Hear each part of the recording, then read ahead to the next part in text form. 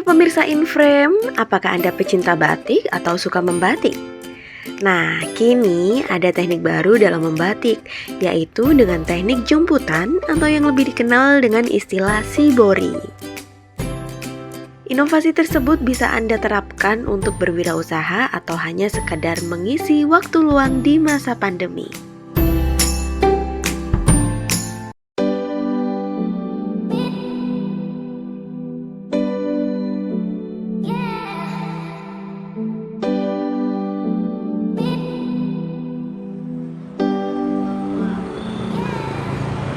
Pemirsa Inframe, saat ini saya sedang berada di Gebang, tepatnya di Jalan Kaca Piring.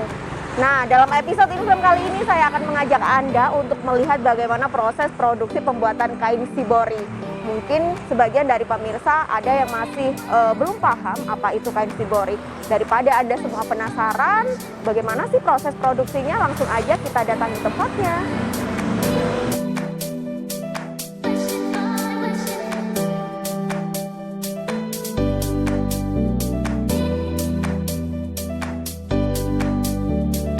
Halo Ibu, gimana kabarnya? Nah, ini saya mau melihat proses pembuatan shibori sih, kayak gimana sih Bu? Ya. Boleh ya, saya bantuin ya? Iya, bantuin. Kain shibori yang diolah menjadi baju siap pakai seringkali terdiri dari bahan yang lembut dan nyaman. Karena itu, kain shibori sering dijadikan pilihan sebagai baju santai. Namun, banyak pula yang menyulap kain shibori menjadi busana premium non-stylish yang dapat digunakan untuk acara casual, resmi, dan pesta. Karena bahannya yang lembut serta motif yang menarik, kini kain shibori menjadi tren di kalangan remaja dan dewasa. Shibori sendiri berasal dari Jepang. Shibori berasal dari kata shiboru, yakni merupakan teknik pewarnaan kain dengan mengandalkan ikatan dan celupan atau yang sering dikenal dengan istilah jumputan. Teknik ini berbeda dengan teknik membatik pada umumnya loh yang menggunakan malam dan canting. Proses pembuatan shibori susah-susah gampang. Dibutuhkan ketelatenan khusus untuk memahami teknik pola kain yang akan diikat atau dijumput.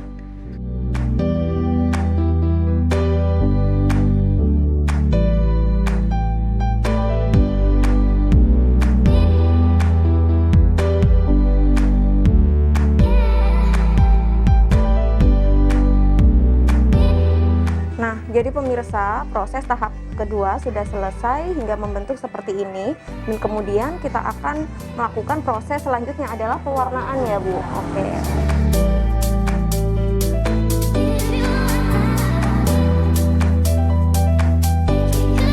Nah pemirsa, dalam proses pewarnaan kita harus menggunakan sarung tangan seperti ini biar tangan kita tetap bersih dan juga terhindar dari tidak iritasi. Tidak iritasi ya Bu. Ada yang kan ini soalnya ada punya pewarnanya bukan pewarna alam.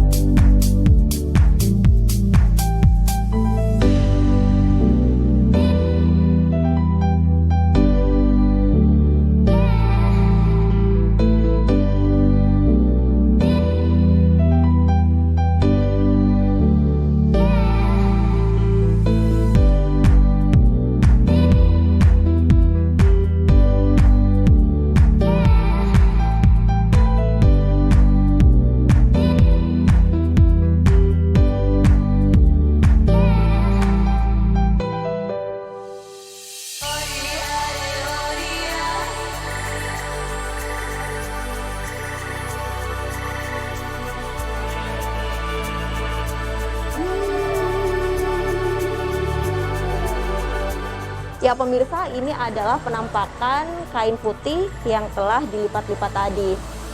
Dia melewati proses pewarnaan menggunakan pewarna remasol. Tapi sebelum dicelupkan ke berbagai warna ini, dia harus melewati proses sebelumnya adalah dicelupkan di cairan water blast yang fungsinya adalah cairan pengunci, agar ketika dia dicelupkan ke berbagai warna ini, dia tidak melebar ke mana-mana. Jadi seperti ini, misal kita menggunakan pewarna merah, juga biru dan kuning, dia tetap pada bentuk semula, tidak melebar ke mana-mana. Seperti itu. Dan proses selanjutnya ini akan didiamkan selama kurang lebih 30 menit. Untuk selanjutnya adalah dijemur, tapi tidak di bawah terik matahari.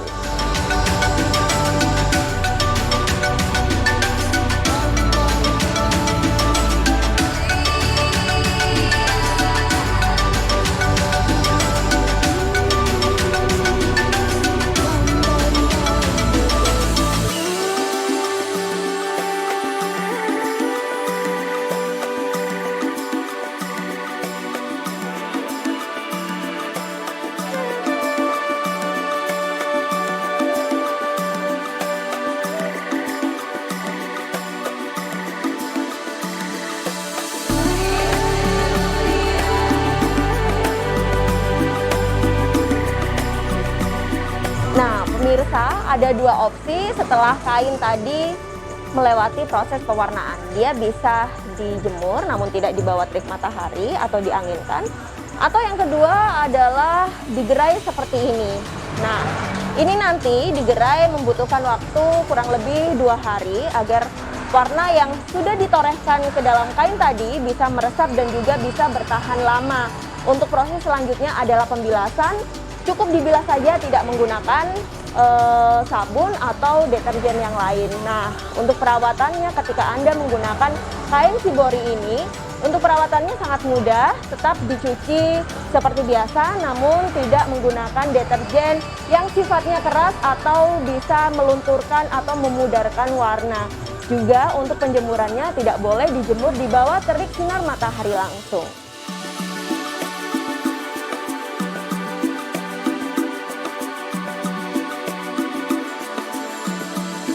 Teknik shibori ada banyak macam.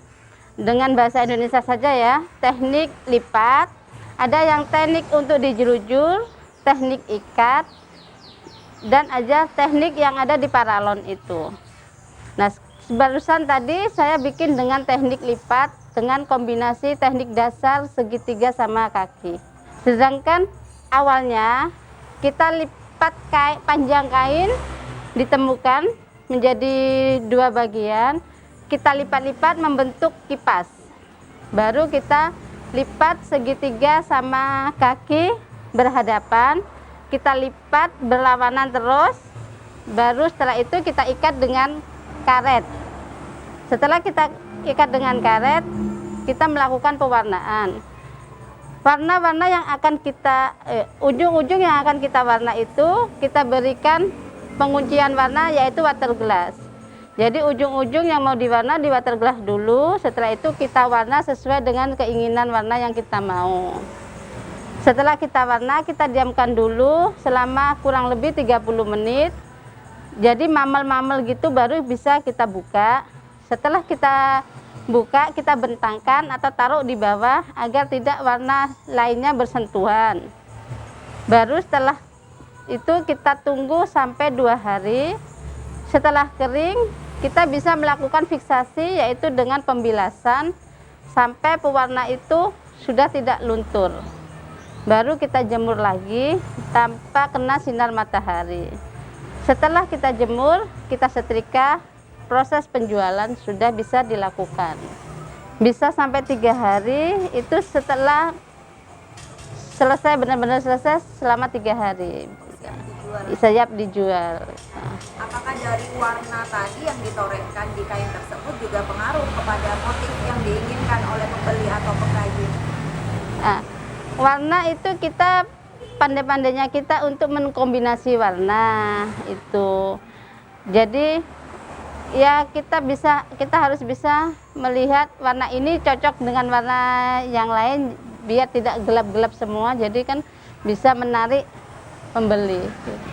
Selain kain, bisa kerudung segi 4, pasmina, dan baju, kaos. Dibantu suami, ada juga pegawai lepas.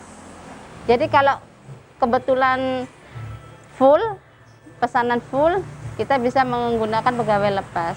Kalau pembelinya itu sepertinya mulai remaja itu dan ibu-ibu.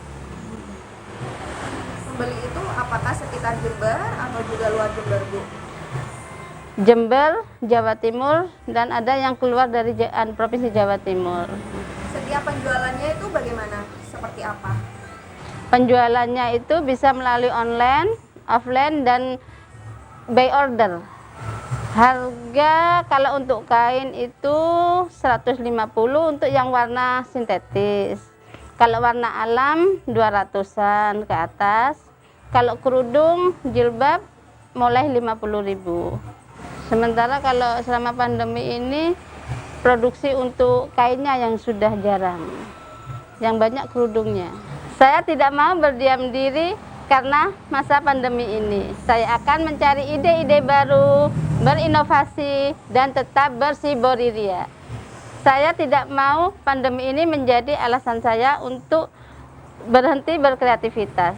Saya akan menunjukkan dan memperkenalkan Shibori ke Jember, ke Indonesia, ke dunia bahkan. Dan syukur-syukur memberi inspirasi untuk perempuan Indonesia.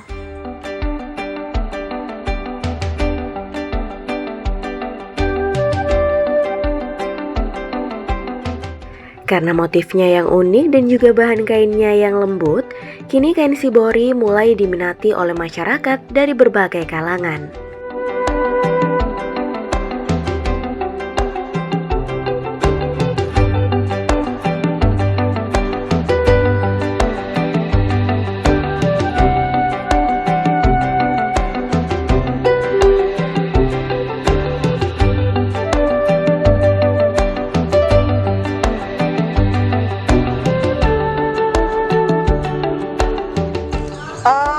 Ibu memang pelanggan di sini ya Mbak, soalnya unik, beda dengan yang lainnya. Kalau misalkan beli kaos-kaos yang biasa kan udah biasa Mbak, kalau ini kan lewat proses yang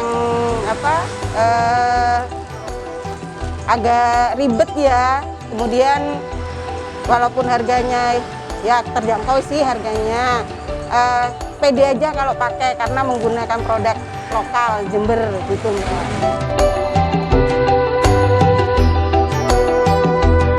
Nah, bagi Anda yang tertarik ingin membuat baju dari kain Shibori, bisa datang langsung di Jalan Kaca Piring nomor 62, Kelurahan Gebang, Kecamatan Patrang, Jember.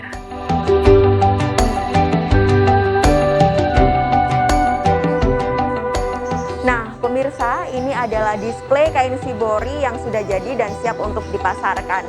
Ada beberapa contoh di sini. Nah, seperti ini. Ini adalah kain Shibori yang menggunakan pewarnaan remasol. Seperti yang Anda lihat tadi proses pembuatannya. Dan kemudian yang atas ini adalah kain Shibori yang menggunakan teknik pewarna alam seperti ini. Untuk harganya juga sangat bervariasi. Demikian tadi pemirsa informasi yang dapat kami berikan untuk Anda di masa pandemi seperti ini. Semoga bisa bermanfaat dan juga menginspirasi Anda. Prima Irfantari, Trias Faradila melaporkan.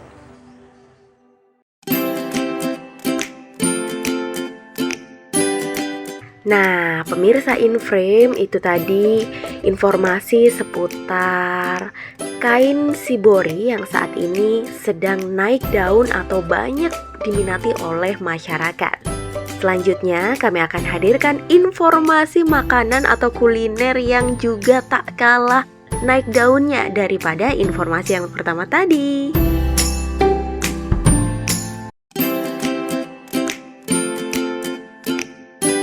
Pemirsa, seiring dengan perkembangan zaman, perkembangan teknologi dan industri juga semakin pesat pula. Oleh karena itu, kita tidak bisa menghindari bahan makanan yang diproduksi dengan skala pabrik yang biasanya banyak mengandung bahan pengawet. Nah, kali ini kami akan hadirkan informasi kuliner yang patut Anda coba, yakni Healthy Food ala Habits Jember yang menyajikan menu makanan sehat tanpa menggunakan bahan makanan pabrikan atau yang disebut dengan istilah pengawet.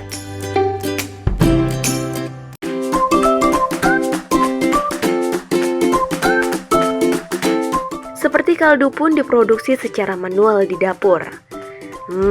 Anda penasaran? Berikut informasinya.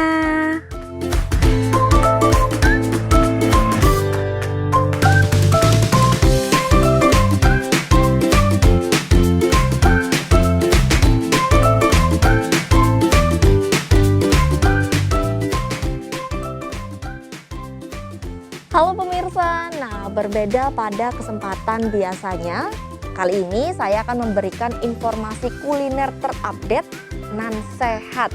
Ya, healthy food untuk terapi kesehatan. Kenapa diberi nama terapi kesehatan? Karena ini merupakan bahan-bahan yang alami yang digunakan. Jadi sama sekali tidak menggunakan bahan-bahan makanan pabrikan. Seperti ini. Nah, pasti pemirsa di rumah penasaran kan dengan bagaimana sih kelezatan makanan lucu ini? Langsung saja pemirsa kita nikmati bersama.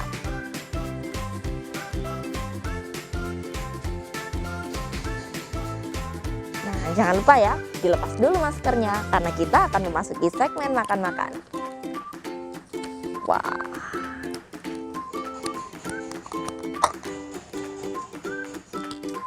Jadi di Habits Healthy Food ini menyediakan berbagai menu yang setiap harinya berganti pemirsa. Bisa Anda cek langsung di Instagram @habitsfood. Nah, untuk isiannya pun pemirsa di sini sangat beragam sekali. Pastinya sudah komplit dengan sayuran, buah-buahan, dan makanan yang berisi atau mengandung karbohidrat. Langsung saja pemirsa kita nikmati. Pertama, kita nikmati sayurnya. Jangan lupa ditambah dengan bumbu yang telah disiapkan di sini.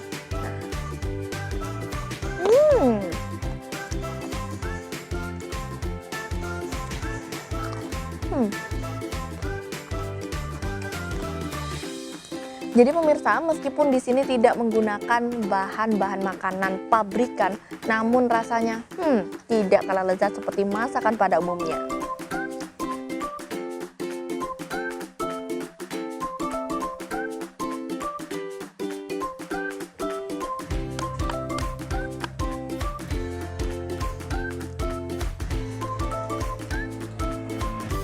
Nah, setelah kita menikmati beragam sayurannya pemirsa, selanjutnya saatnya kita memakan yang mengandung karbohidrat. Nah, di sini terlihat ada ubi pemirsa. Kita nikmati.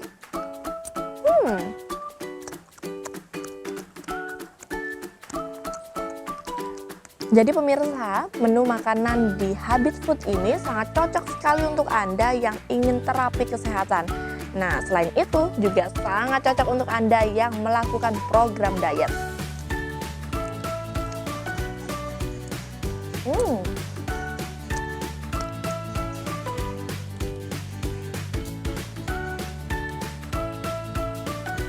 Nah, setelah kita menikmati bahan-bahan pelengkap lain atau menu lainnya seperti ubi dan sayuran, saat ini kita akan menyantap menu utamanya, yakni ayam. Jangan lupa ditambahkan bumbunya juga pemirsa. Kita siramkan. Langsung saja kita nikmati.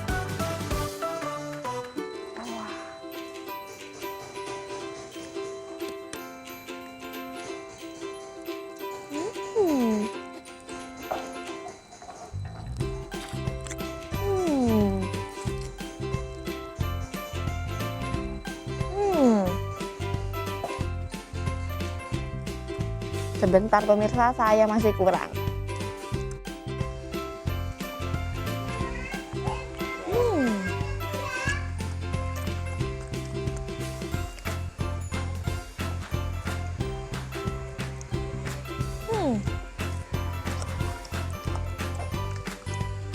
Dan pemirsa, ini adalah ayam khas atau menu utama yang kita nikmati pada kesempatan kali ini. Dan pemirsa, ini merupakan bukan ayam goreng tapi di oven. Jadi nikmatnya merasuk sampai ke dalam.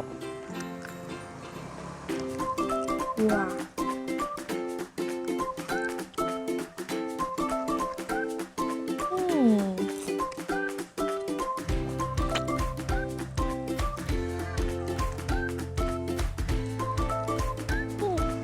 Pemirsa, sudah habis menu utama kita yakni ayam.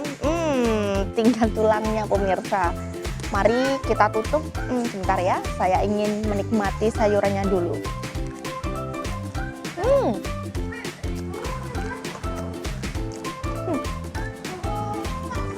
Sangat lezat pemirsa. Jangan lupa kita minum terlebih dahulu. Ini adalah sari jeruk nipis pemirsa. Cocok sekali jika disandingkan dengan menu kita pada kesempatan kali ini. Sangat segar sekali ya. Terakhir, jangan lupa karena di sini di satu menu ini sudah disediakan berbagai macam makanan. Ada ikan, ada juga sayuran dan makanan yang mengandung karbohidrat. Di sini juga disediakan buah untuk cuci mulutnya.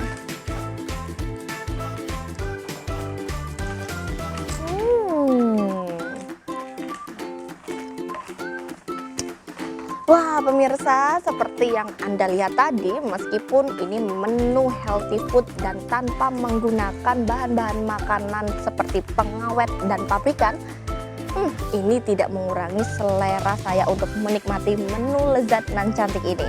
Nah, kurang lengkap rasanya nih jika kita sudah menikmati makanan ini tapi masih belum ngobrol langsung dengan ownernya terkait apa sih konsep dan ide dari menu secantik ini. Ayo pemirsa, kita cari bersama. Nah pemirsa, kali ini saya sedang bersama Mbak Dina, di mana beliau adalah selaku owner dari Habits Jember, ya Mbak ya? Benar. Halo Mbak Dina, bagaimana kabarnya? Baik Mbak, Tetap sehat ya? Alhamdulillah. Baik.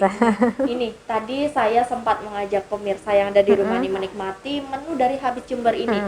Sangat cantik dan lezat. Mungkin bisa diceritakan kepada pemirsa Mbak Dina sebenarnya awal mula ini apa sih latar belakangnya yang membuat ide adanya bisnis olahan kuliner healthy food semacam itu? Jadi ide awalnya sih sebenarnya tidak ada ide khusus sebenarnya Mbak awalnya. Cuman kan karena semangatnya kan karena kita pengen, saya dan suami juga pengen berdua sama-sama sehat gitu.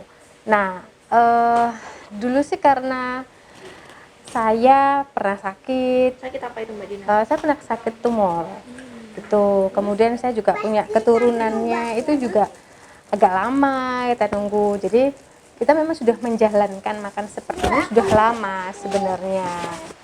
Terus karena saya sudah punya anak, akhirnya orang melihat nih orang dua ini ikhtiar apa ya gitu. Terus sebenarnya juga nggak sengaja. Sebenarnya waktu saya bekelin suami makan siang, banyak teman-teman yang lihat. Akhirnya banyak yang pengen karena makan seperti ini kan orang-orang tuh kadang males ya mau masak. Nah dari situ akhirnya kita mulai seriusin karena sudah mulai banyak peminatnya. Itu gitu. dari tahun berapa Mbak? Kita baru jalan 1 tahun ini. 1 tahun ini. Jadi sebelum corona. Sebelum 2 minggu sebelum corona itu kita jalannya. Nah, plus ditambah dengan musim corona ini kan, jadinya semakin banyak yang minat gitu.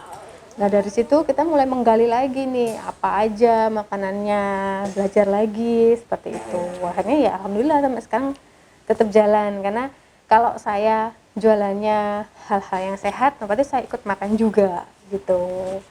Itu aja spiritnya sebenarnya. Baik, nah sebelumnya Mbak Dina ini backgroundnya dari mana sih Mbak? Atau mungkin pegawai, memiliki sampingan bisnis ini atau bagaimana?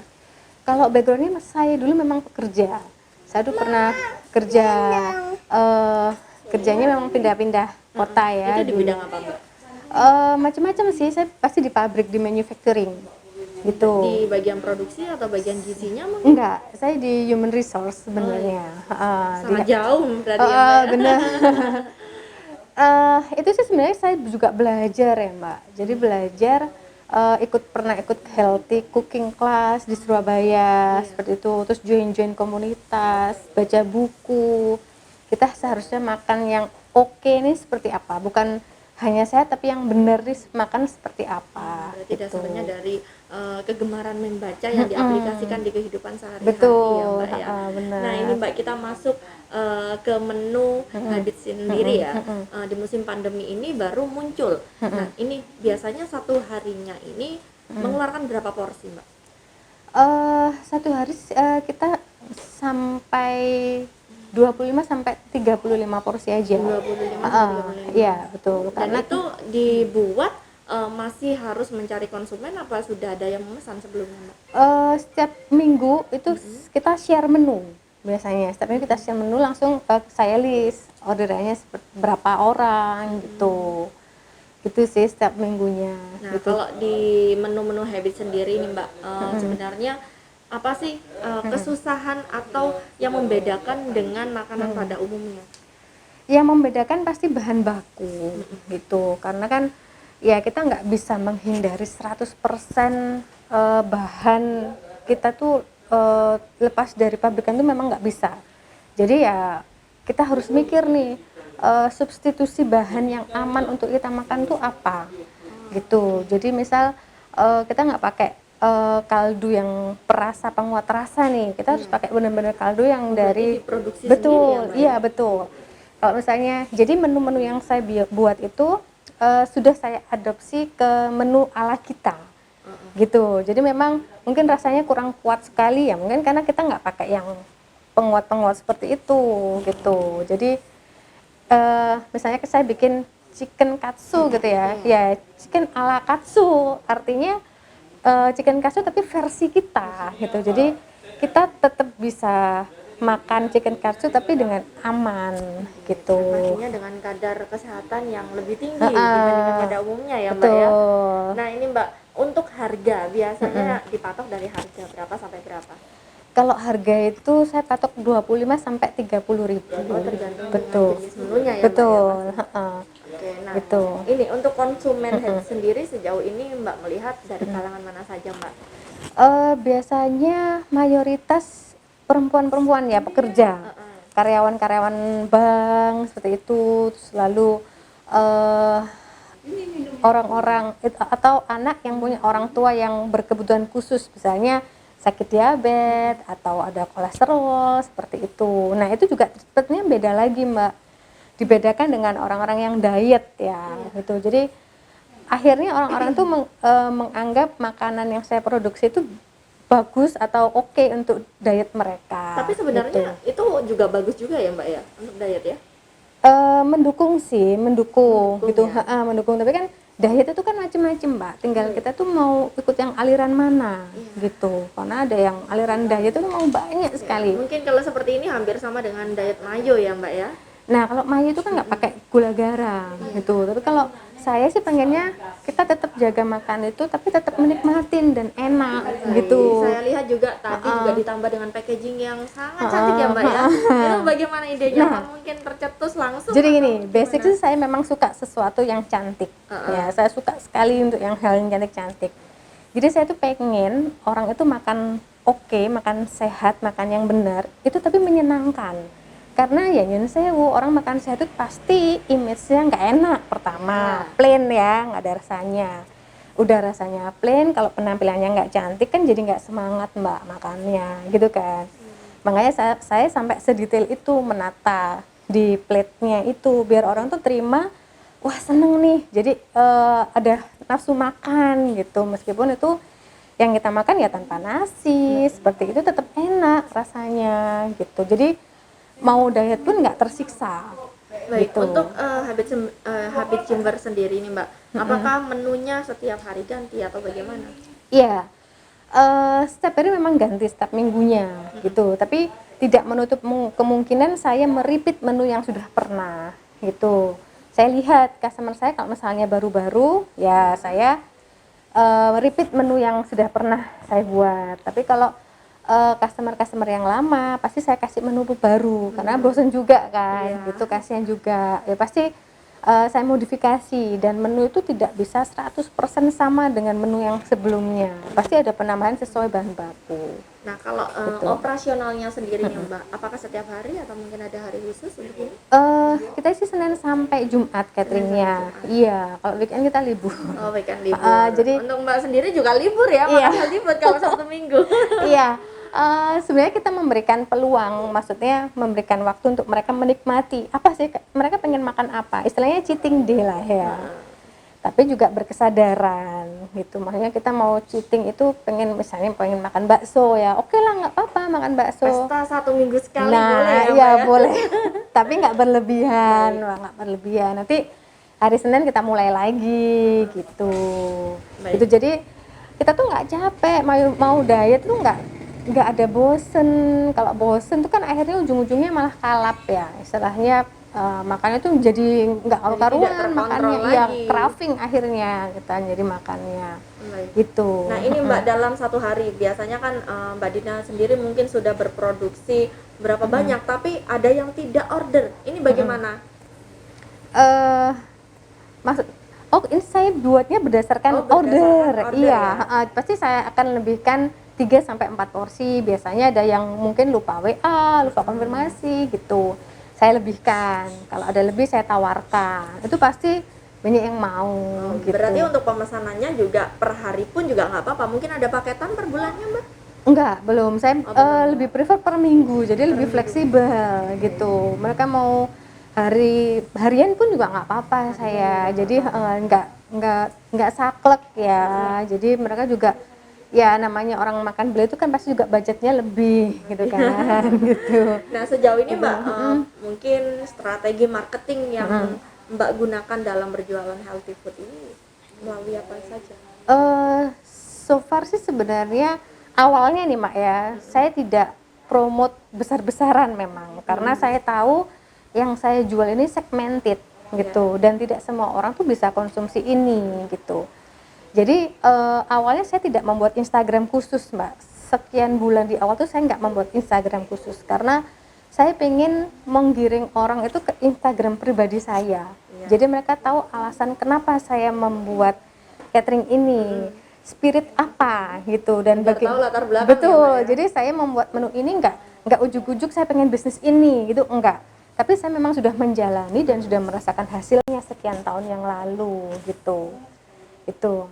Terus akhirnya kan banyak yang order. Nah, orang sekarang kan kalau order itu tadi ada hubungannya kenapa penampilan saya harus cantik di platingnya karena orang sekarang beli makanan itu tidak hanya untuk dimakan, tapi untuk eksistensi. Iya. Gitu. Nah, itu akhirnya terus banyak. Nah, terus kan karena masa pandemi kan juga up and down ya namanya order. Ya saya pakai sosmed aja, akhirnya saya bikin sendiri Instagram untuk khusus untuk habit seperti itu. Lalu brandingnya saya kuatkan gitu. Jadi respon dari masyarakat juga bisa dibilang sangat baik ya Mbak ya, Ya, dengan betul. masakan ini. Ya, Nah, ini alhamdulillah. Mbak yang terakhir, dengan adanya bisnis Mbak yang sudah berjalan sudah sangat luar biasa ya Mbak ya. Alhamdulillah. Ini harapannya ke depan bagaimana Mbak? Saya sih masih ada keinginan ya, pengennya sih lebih besar lagi sebenarnya, lebih profesional lagi. Tapi ya baik lagi karena saya menjalannya masih skala rumah tangga. Jadi ya itu tadi masih banyak pembenahan-pembenahan yang harus saya lakukan. Pengennya saya bikin outlet sendiri, jadi orang bisa dine in di tempat saya. Terus menunya juga bisa saya lebih kembangkan lagi. Jadi untuk yang segmented yang benar-benar orang pengen makan yang benar-benar sehat, nggak mau pabrikan ya ikut catering saya. Tapi kalau yang masih mau belajar-belajar makan sayur, oke lah saya buat menu yang rasanya juga masih selera mereka, jadi nggak saklek-saklek banget. Memang sangat berbeda suaranya ya Mbak. Ya, karena ya itu tadi segmented sekali. Kalau yang mau sehat atau yang benar-benar orang yang sakit-sakit tuh ya join di catering saya karena seperti mayo dan lain-lain saya bikin sendiri semuanya. Dressing salad tuh saya bikin sendiri kok di cateringan gitu. Kalau masih mau belajaran makan sayur, biasanya rasanya lebih pengen yang bervariasi. Beli biasanya salad-salad sayur saya gitu. Ini Mbak mungkin ada sesuatu yang ingin disampaikan kepada pemirsa untuk ajakan menikmati makanan di Habit Food ini. Sebenarnya kita mau memulai makan sehat, makan sayur itu harus dari diri kita sendiri, tidak bisa orang lain yang mempengaruhi. Karena kalau orang lain mempengaruhi itu pasti nggak akan tahan lama, Mbak. Nggak ada niatan. Dan jangan menunggu sakit gitu, karena kesehatan itu investasi. Dan kita itu merasakan hasilnya itu nggak sehari 2 hari, sebulan 2 bulan, enggak. Itu jangka panjang. Jadi belum tentu kalau kita sehat nanti 5-10 tahun lagi kita bisa tetap kondisi yang sama, belum tentu kalau nutrisi kita nggak lengkap. Itu aja. Nah, baik, terima kasih Mbak Dina atas waktunya. Pemirsa, demikian tadi perbincangan saya bersama Mbak Dina, di mana beliau adalah selaku owner dari Habits Jember. Nah, bagi Anda yang penasaran dengan bagaimana sih keunikan menu-menu dan kesehatannya, langsung saja bisa di-follow akun sosial media yang ada di bawah ini, atau di WA langsung di nomor yang ada di bawah. Atau mungkin Anda ingin langsung datang ke outlet offline-nya, langsung saja datang di perumahan Puri Bunga Nirwana, klaster Pondok Indah Blok E8. Semoga informasi kali ini bermanfaat bagi kita semua dan dapat menambah referensi kuliner Anda bersama keluarga. Dari Jember, Desi Suyatno Tria Faradila melaporkan.